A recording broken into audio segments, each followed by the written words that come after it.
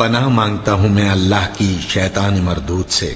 شروع اللہ کا نام لے کر جو بڑا مہربان نہایت رحم والا ہے۔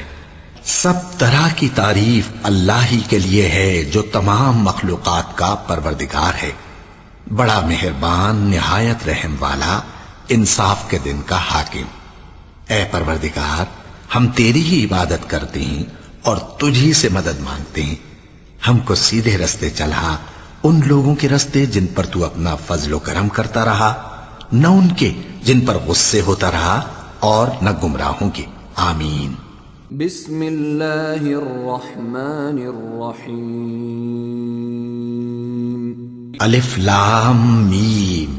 یہ کتاب یعنی قرآن مجید، اس میں کچھ شک نہیں کہ اللہ کا کلام ہے، پرہیزگاروں کے لیے رہنما ہے، جو غیب پر ایمان لاتے اور آداب کے ساتھ نماز پڑھتے اور جو کچھ ہم نے ان کو عطا فرمایا ہے اس میں سے خرچ کرتے ہیں، اور جو کتاب اے پیغمبر تم پر نازل ہوئی اور جو کتابیں تم سے پہلے پیغمبروں پر نازل ہوئیں سب پر ایمان لاتے اور آخرت کا یقین رکھتے ہیں۔ یہی لوگ اپنے پروردگار کی طرف سے آئی ہوئی ہدایت پر ہیں اور یہی لوگ کامیاب ہیں۔ جو لوگ کافر ہیں انہیں تم نصیحت کرو یا نہ کرو ان کے لیے برابر ہے، وہ ایمان نہیں لانے کے۔ اللہ نے ان کے دلوں اور کانوں پر مہر لگا رکھی ہے اور ان کی آنکھوں پر پردہ پڑا ہوا ہے اور ان کے لیے بڑا عذاب تیار ہے۔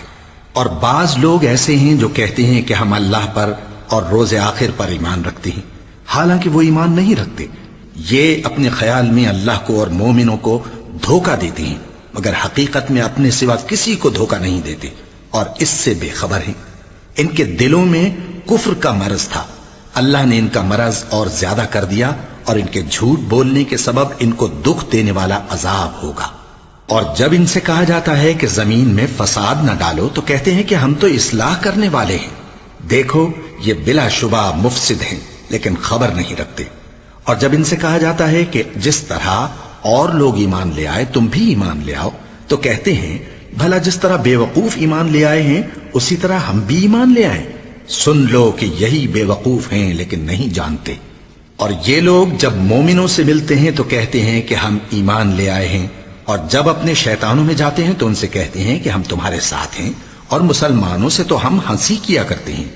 ان منافقوں سے اللہ ہنسی کرتا ہے اور انہیں مہلت دیا جاتا ہے کہ شرارت و سرکشی میں پڑے بہک رہے ہیں۔ یہ وہ لوگ ہیں جنہوں نے ہدایت چھوڑ کر گمراہی خریدی، تو نہ تو ان کی تجارت ہی نے کچھ نفع دیا اور نہ یہ ہدایت یاب ہی ہوئے۔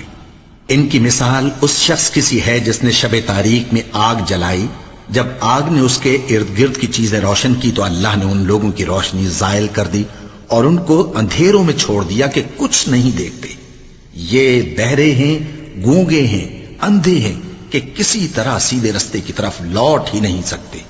یا ان کی مثال میں کسی ہے کہ آسمان سے برس رہا ہو اور اس میں اندھیرے پر اندھیرا چھا رہا ہو اور بادل گرج رہا ہو اور بجلی کوند رہی ہو، تو یہ کڑک سے ڈر کر موت کے خوف سے کانوں میں انگلیاں دے لے۔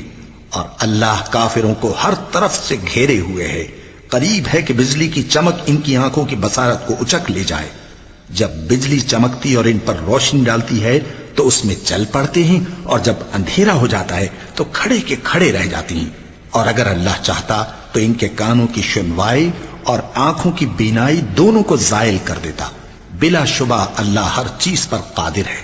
لوگو اپنے پروردگار کی عبادت کرو جس نے تم کو اور تم سے پہلے لوگوں کو پیدا کیا تاکہ تم اس کے عذاب سے بچو، جس نے تمہارے لیے زمین کو بچھونا اور آسمان کو چھت بنایا، اور آسمان سے مے برسا کر تمہارے کھانے کے لیے انواع و اقسام کے میوے پیدا کیے۔ بس کسی کو اللہ کا ہمسر نہ بناؤ، اور تم جانتے تو ہو